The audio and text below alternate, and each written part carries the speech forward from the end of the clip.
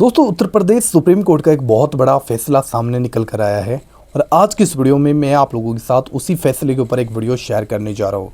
और आप लोगों से रिक्वेस्ट है कि आप लोग इस वीडियो को पूरा देख कर जाइएगा और ज़्यादा से ज़्यादा इस वीडियो को शेयर करें एंड एक लाइक अभी से कर दें ताकि ये वीडियो और भी लोगों तक रिकमेंड हो सके और लोग इस वीडियो को ज़्यादा से ज़्यादा देख पाएँ।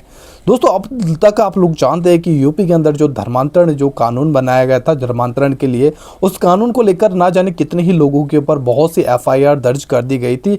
और कुछ संगठन है, जो हिंदू संगठन है, उनका ये आरोप था कि भाई यहाँ पर जो ईसाई मिशनरी लोग हैं वो लोगों को पैसा देकर उनका धर्म परिवर्तन करते हैं। और खासकर ये लोग जो लोअर कैटेगरी के लोग आते हैं, नीचे तबके के, SC ST के, इस तरीके के लोगों को टारगेट करते हैं। इनको पैसे का लालच देते हैं, प्रलोभन देते हैं, ब्याह शादी का लालच देकर, जॉब का लालच देकर, घर का लालच देकर, इस प्रकार के लालच देकर इनको धर्मांतरण किया जाता है। तो ये जो आरोप लगाए जाते थे और हाल फिलहाल में फिर जो मिशनरी समाज, जो ईसाई समाज के जो लोग थे, उन्होंने सुप्रीम कोर्ट में अर्जी दायर की थी। उसके बाद में सुप्रीम कोर्ट का जो ये फैसला है वो सामने निकल कर आया है, जिसमें सुप्रीम कोर्ट का ये कहना है कि अब तक जब इन मामलों में जो भी एफआईआर होती थी, कोई तीसरा व्यक्ति उठकर इन लोगों के ऊपर एफआईआर कर देता था, लेकिन अब जो एफआईआर होगी वो किसी तीसरे व्यक्ति के द्वारा नहीं होगी।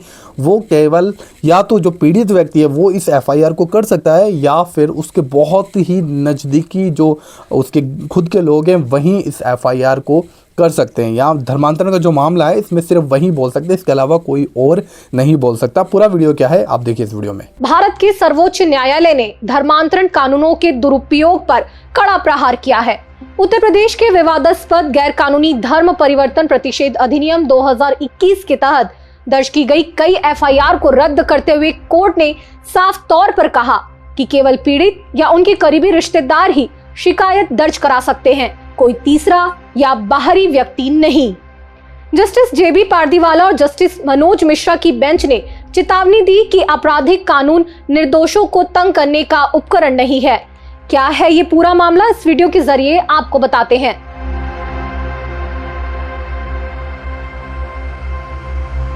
हाल ही में सुप्रीम कोर्ट ने 6 याचिकाओं के समूह पर विचार किया जो इलाहाबाद हाई कोर्ट से खारिज होने के बाद सुप्रीम कोर्ट में पहुंची थी। ये याचिकाएं 2022 से 2023 के बीच दर्ज एफआईआर से जुड़ी थी जो कथित सामूहिक धर्मांतरण के आरोपों पर आधारित थी। कोर्ट ने इन एफआईआर को अमान्य ठहराते हुए कहा कि तीसरे पक्ष की शिकायतें कानून के खिलाफ है। इनमें से मुख्य मामले आपको बताते हैं। एफआईआर 224/2022 फतेहपुर 15 अप्रैल 2022। विश्व हिंदू परिषद के उपाध्यक्ष हिमांशु दीक्षित ने इवेंजेलिकल चर्च ऑफ इंडिया पर 90 हिंदुओं के धोखे से कन्वर्जन का आरोप लगाया, जिसमें सैम हिगिनबॉटम विश्वविद्यालय प्रयागराज के vice chancellor doctor Rajendra Bihari Lal, निदेशक विनोद B लाल समेत कई लोगों के नाम शामिल थे। कोर्ट ने तीसरे पक्ष की शिकायतों के दुरुपयोग को अमान्य ठहराया, जांच में खामियां पाई और कहा कि धार्मिक सभाएं अपराध नहीं। पहले पुलिस ने बड़े पैमाने पर गिरफ्तारियां की थी, लेकिन अब सभी केस समाप्त हो गए हैं। एफआईआर 47/2023। शिकायतकर्ता सर्वेंद्र विक्रम सिंह ने नकदी, नौकरी और शादी के लालच का दावा किया, लेकिन आरोपी बाद में हिंदू धर्म में लौट आए। एफआईआर 54/2023, 55/2023 और 60/2023। ये तीनों 14 अप्रैल 2022 की एक ही घटना से जुड़ी एफआईआर है, जिन्हें कोर्ट ने एक दूसरे की नकल बताया। एफआईआर 538/2023 प्रयागराज 11 दिसंबर का ये मामला है, जिसमें हत्या का प्रयास, वसूली और कन्वर्जन के आरोपों वाली ये एफआईआर आंशिक रूप से रद्द हुई। यूपी एक्ट का हिस्सा हटाया गया, लेकिन आईपीसी के सीमित आरोपों पर अलग से सुनवाई जारी है। कोर्ट ने TT एंटनी बनाम केरल राज्य 2001 के सुप्रीम कोर्ट सिद्धांत का हवाला दिया, जिसमें एक ही घटना पर कई एफआईआर को दुर्भावनापूर्ण माना गया। बेंच ने जोर दिया कि धार्मिक विश्वास व्यक्तिगत और निजी मामला है, तीसरे पक्ष का हस्तक्षेप स्वतंत्रता में घुसपैठ है। चलिए बताते हैं कि कानून क्या कहता है। उत्तर प्रदेश गैर कानूनी धर्म परिवर्तन प्रतिषेध अधिनियम 2021 के अनुसार जबरन, धोखे या प्रलोभन से होने वाले धर्मांतरण को रोकने के लिए साल 2021 में पारित हुआ, जिसमें धारा 2 में अपराध की परिभाषा, धारा 3 में 60 दिन पहले मजिस्ट्रेट को सूचना और मूल धारा 4 में एफआईआर केवल पीड़ित या उनके करीबी रिश्तेदारों जैसे कि माता, पिता, भाई बहन या रक्त, विवाह, गोद से संबंधित जुड़े रिश्तेदारी द्वारा दर्ज करने का प्रावधान है, जबकि सजा है 1 से 10 वर्ष तक की जेल।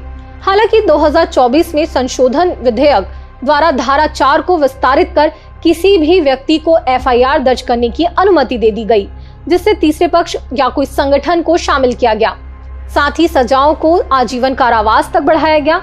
लेकिन सितंबर 2025 में सुप्रीम कोर्ट ने एंटी कन्वर्जन कानूनों पर स्टे की याचिकाओं पर राज्यों से जवाब मांगे। विश्व हिंदू परिषद और बजरंग दल जैसे संगठनों द्वारा तीसरे पक्ष की शिकायतों से अल्पसंख्यक समुदायों, विशेषकर ईसाई मिशनरियों को निशाना बनाने के दुरुपयोग के कई उदाहरण सामने आए, जैसे 2022-2023 के फतेहपुर और प्रयागराज केस। वर्तमान में संशोधन पर स्टे की प्रक्रिया चल रही है। मूल प्रावधान ही प्रभावी है।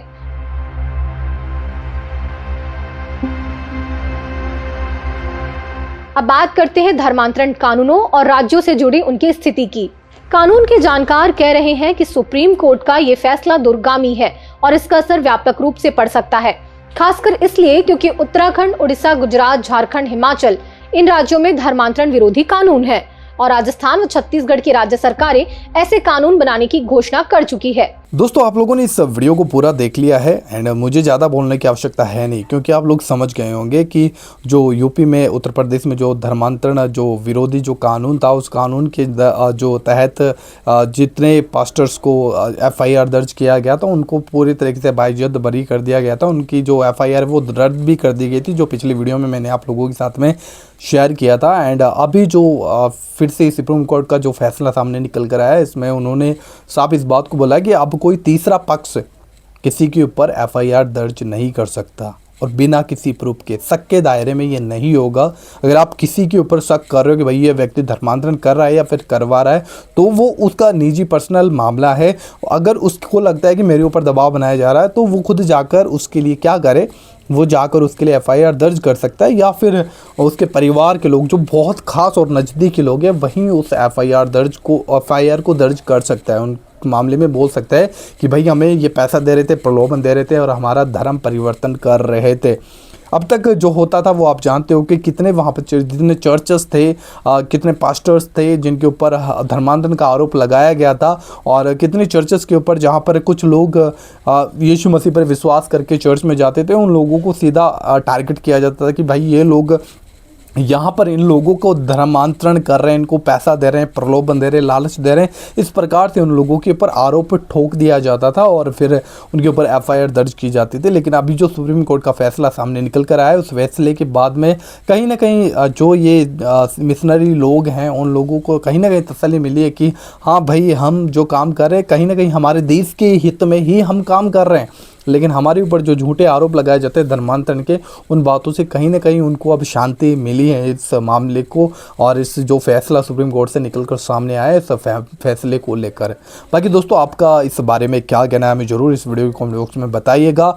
और हमारे चैनल को पहली बार आए हो तो ज़रूर चैनल को सब्सक्राइब कीजिए। एंड अगर आपने सब्सक्राइब कर रखा है, दिल से थैंक यू।